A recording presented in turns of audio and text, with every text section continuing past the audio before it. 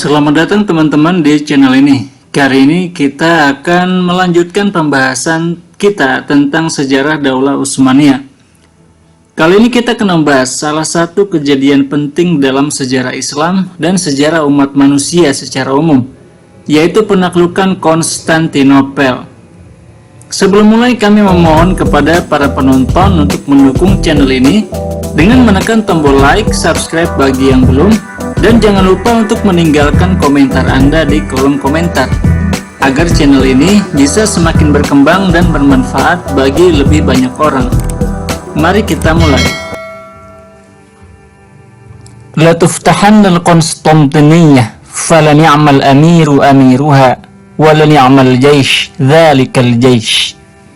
Sungguh akan dibuka kota Konstantinopel, dan sungguh pemimpin terbaik adalah pemimpin yang membuka kota itu, dan pasukan terbaik adalah pasukan yang membuka kota itu.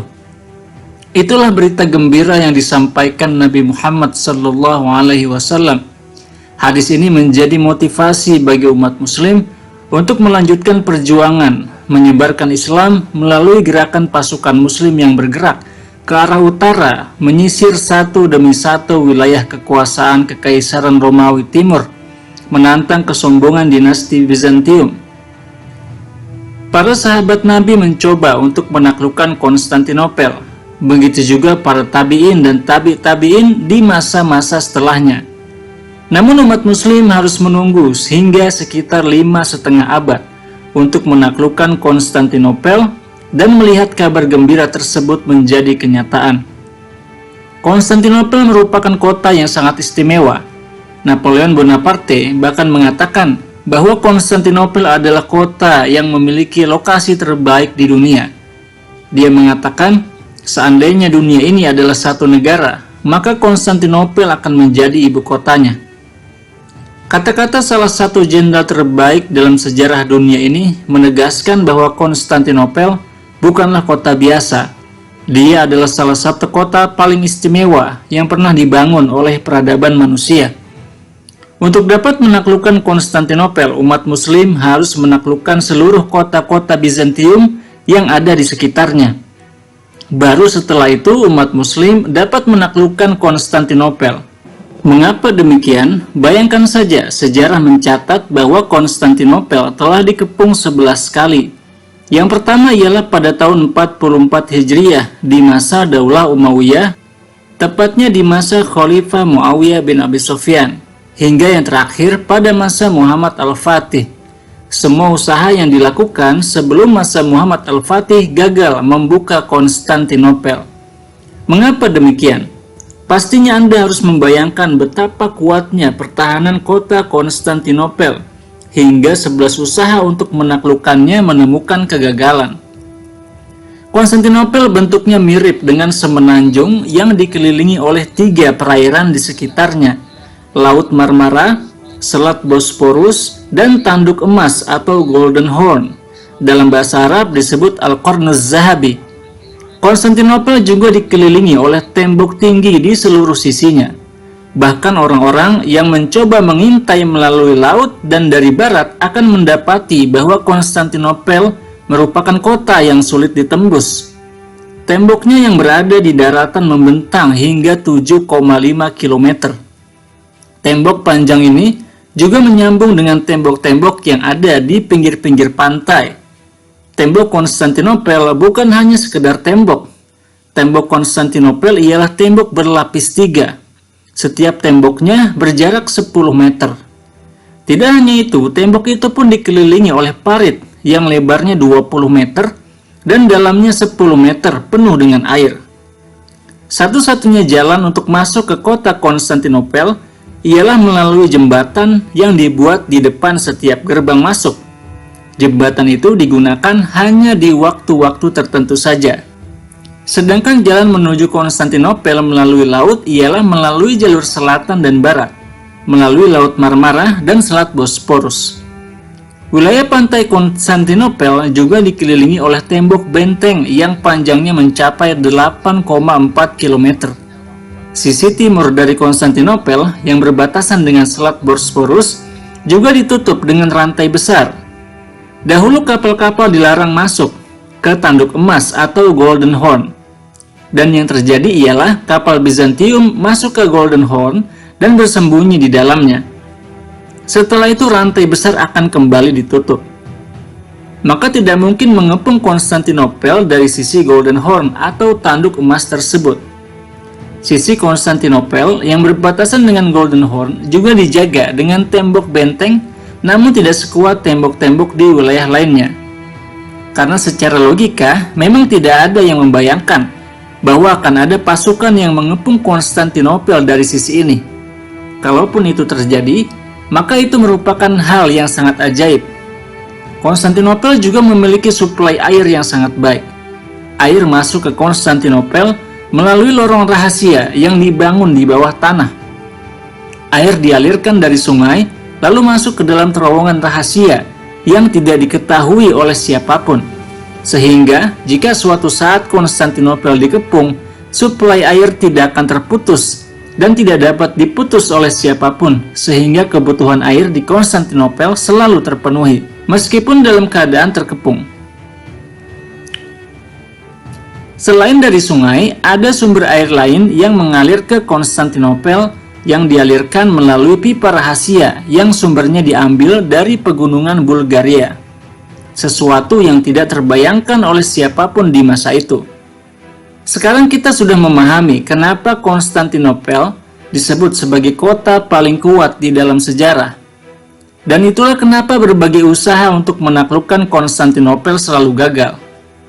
Setelah kita memahami kondisi Konstantinopel di masa itu, mari kita kembali kepada kisah kita yang dimulai sejak masa Sultan Muhammad II Al-Fatih, Sultan ke-7 Daulah Utsmaniyah yang dijuluki Abul Khairat dan Sang Kaisar. Dia memulai masanya dengan berfokus kepada satu musuh, yaitu Bizantium dan Konstantinopel. Dia pun membatalkan semua perjanjian damai dengan Bizantium. Dia menghabiskan waktu selama 1 tahun untuk mempersiapkan penaklukan Konstantinopel.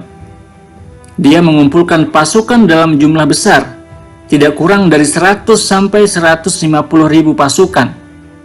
Dia mempersenjatai pasukannya dengan senjata dan perlengkapan paling mutakhir seperti pedang-pedang terbaik, pistol-pistol dengan bubuk mesiu yang sudah mulai beredar pada masa itu, dan juga meriam-meriam. Sultan Muhammad mengeluarkan dana yang banyak sekali untuk mempersiapkan penaklukan Konstantinopel. Tidak hanya itu, dia juga bahkan memanggil seorang insinyur dari Hongaria bernama Urban untuk membuat sebuah meriam raksasa. Dia menerima bayaran yang sangat besar untuk meriam raksasa yang dibuatnya tersebut. Proses pembuatan meriam pun berhasil. Proses pembuatan meriam raksasa itu pun berhasil. Itu merupakan meriam terbesar di dunia pada masanya. Meriam itu mampu menembakkan tembakannya sejauh lebih dari 1 mil. Sultan Muhammad II juga berhasil membangun armada laut yang kuat. Jumlah kapal yang disiapkan mencapai 126 kapal laut. Dia juga telah membangun sebuah benteng yang besar. Dan ajaibnya, benteng ini dibangun hanya dalam 4 bulan. Sebagian menyebutnya sebagai sebuah keajaiban arsitektur. Benteng Turki Utsmani ini dibangun di sisi paling sempit dari Selat Bosporus yang berada di sisi Eropa. Hal ini memungkinkan pasukan Turki Utsmani menghentikan suplai makanan yang datang dari Asia atau Laut Hitam menuju Konstantinopel. Namun begitu, Konstantinopel tetaplah sebuah kota yang memiliki pertahanan berlapis. Mereka juga memiliki armada laut kecil di tanduk emas sebanyak 26 kapal laut. Akhirnya berita persiapan Sultan Turki Utsmani Muhammad Al-Fatih untuk menaklukkan Konstantinopel sampai kepada Kaisar Konstantinopel saat itu yang bernama Konstantin XI. Konstantin mencoba menyogok beberapa penasihat sultan untuk mempengaruhi Sultan Muhammad Al-Fatih. Namun usaha itu tidak berhasil karena niat dan tekad Sultan Muhammad II jauh lebih kuat dari usaha orang-orang di sekelilingnya untuk mempengaruhinya. Maka setelah itu Konstantinopel menutup pintu gerbangnya. Mereka juga menangkap orang-orang muslim yang tinggal di kota tersebut. Penguasa Konstantinopel tersebut kemudian memberikan kabar kepada Sultan Muhammad II bahwa dia akan mempertahankan kotanya sampai tetes darah penghabisan. Dia pun mulai mempersiapkan diri untuk menghadapi pengepungan. Dia pun mulai mempersiapkan Konstantinopel dengan suplai makanan dan amunisi. Dia juga meminta suplai dan bantuan dari Eropa. Sementara itu, Sultan Muhammad Al-Fatih mengeluarkan perintah untuk merapihkan jalan dari Adrana menuju Konstantinopel. Dan setelah itu, pasukan mulai bergerak. Pasukan ini membawa senjata lengkap, dan tentu saja mereka membawa meriam besar yang sudah disiapkan jauh-jauh hari. Meriam besar ini dibawa oleh 60 kerbau, ditemani oleh 400 prajurit, 200 orang di setiap sisinya, untuk memastikan agar meriam itu dapat bergerak dengan baik. Sultan Muhammad II tiba di kota tersebut pada tanggal 5 April. Dan hal pertama yang dia lakukan ialah memasang tenda. Dia tiba di gerbang Santa Roma dan sholat 2 rakaat. Dia pun menginspeksi barisan dan membagi pasukan, dan memasang meriam ke arah pintu benteng, termasuk meriam besar yang sudah disiapkan sebelumnya. Dia pun mengirimkan surat kepada Kaisar Konstantinopel agar sang kaisar menyerahkan kota Konstantinopel. Dan jika sang kaisar menyerahkan kota tersebut, maka dia akan dijamin keselamatannya dan juga hartanya, dan demikian juga para pengikutnya. Dan jika ingin keluar dari Konstantinopel dan pergi menemui saudaranya, Demetrius dan Thomas di Yunani, maka dia memiliki kebebasan untuk keluar dengan semua harta benda yang dia miliki. Bahkan dia juga dibolehkan untuk keluar bersama rakyatnya. Namun Konstantin menolak. Dia menolak untuk menyerahkan kota Konstantinopel. Maka Sultan Muhammad II pun mengumumkan pengepungan terhadap kota Konstantinopel. Meriam-meriam pun disiapkan dan diarahkan ke kota Konstantinopel. Orang-orang pun terkaget-kaget dengan letusan meriam dan kekuatan meriam yang sudah disiapkan oleh Sultan Muhammad Al-Fatih. Dentuman meriam berlanjut selama 2 minggu. Namun tebalnya benteng dan berlapisnya tembok Konstantinopel membuat serangan Daulah Utsmaniyah tertahan.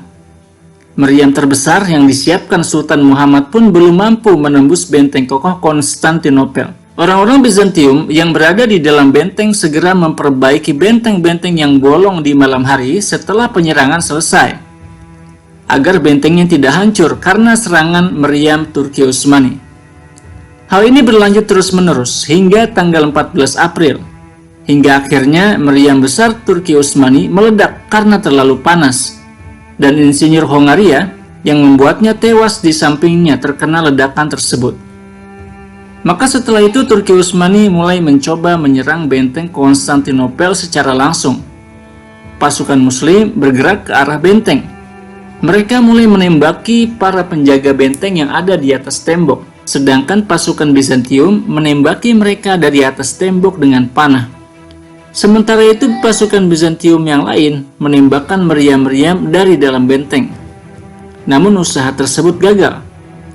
Dalam peristiwa tersebut 200 prajurit Muslim mati syahid. Dan tidak lama setelah itu sejumlah diplomat Eropa datang menghadap Sultan Muhammad II. Mereka membatalkan semua perjanjian damai dan memutus hubungan diplomatik dengan Turki Utsmani. Mereka juga memberikan kabar bahwa pasukan gabungan Eropa sedang bersiap-siap untuk menyerang Daulah Utsmaniyah. Sementara Sultan sedang sibuk dengan pengepungan. Mereka menunjukkan ketidaksenangan mereka terhadap pengepungan Konstantinopel dan meminta Sultan untuk menghentikan pengepungan. Namun Sultan Muhammad tidak memperdulikan mereka dan tetap melanjutkan pengepungan untuk membuka kota Konstantinopel sebelum pasukan Eropa tiba di wilayah Daulah Utsmaniyah. Maka setelah itu Daulah Utsmaniyah melanjutkan upaya pengepungan dan penembakan meriam. Pada tanggal 20 April, tibalah pasukan armada laut bantuan untuk membantu Bizantium. Melihat kapal-kapal tersebut, Sultan Muhammad Al-Fatih berkata kepada komandan armada lautnya, Sulaiman Baltaoglu, "Ambillah kapal-kapal itu, kalau tidak jangan kembali dalam keadaan hidup." Sultan Muhammad menyaksikan langsung pertempuran antara armada laut tersebut dengan kedua matanya.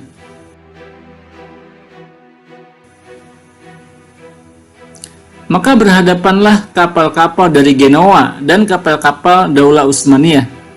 Pertempuran berlangsung sangat dahsyat. Kapal-kapal dari Genoa tersebut dilengkapi dengan persenjataan terbaik. Awak kapalnya juga memiliki kemampuan perang yang luar biasa dan sangat berpengalaman. Pengalaman kapal-kapal Eropa itu melampaui pengalaman armada laut Turki Utsmani. Maka akhirnya armada bantuan dari Genoa itu berhasil menembus pasukan Turki Utsmani dan melanjutkan perjalanan mereka menuju Golden Horn atau Tanduk Emas. Pertempuran armada laut pun selesai dan prajurit yang mati syahid dalam pertempuran tersebut sangat besar, mencapai 12.000 prajurit. Sultan Muhammad Al-Fatih sangat marah dengan hasil pertempuran tersebut. Di hari selanjutnya, diadakan mahkamah atau pengadilan terhadap pemimpin armada laut. Sultan Muhammad pada awalnya ingin menghukum mati sang pemimpin armada laut, Sulaiman Baltaoglu. Beberapa menteri dan pemimpin pasukan Janisari berusaha melakukan mediasi terhadap mereka berdua. Namun saat Sulaiman mengangkat kepalanya, Sultan Muhammad II melihat bahwa Sulaiman Baltaoglu, sang pemimpin armada laut, sampai kehilangan sebelah matanya dalam pertempuran. Sultan Muhammad II pun tidak tega dan akhirnya memaafkan Sulaiman Baltaoglu dan mencopotnya dari jabatannya. Pengepungan pun berlanjut. Meriam-meriam Daulah Utsmaniyah akhirnya berhasil menggoyang menara Pakten yang berada di wilayah barat Konstantinopel. Namun karena posisi Sultan Muhammad yang jauh dari menara tersebut, umat muslim kehilangan kesempatan untuk memasukinya. Karena di malam hari, orang-orang Bizantium segera memperbaiki menara tersebut. Konstantin, penguasa Bizantium, mencoba memanfaatkan momen kemenangan armada laut. Dia mengirimkan surat kepada Sultan Muhammad II. Dia menawarkan perdamaian kepada Sultan Muhammad II.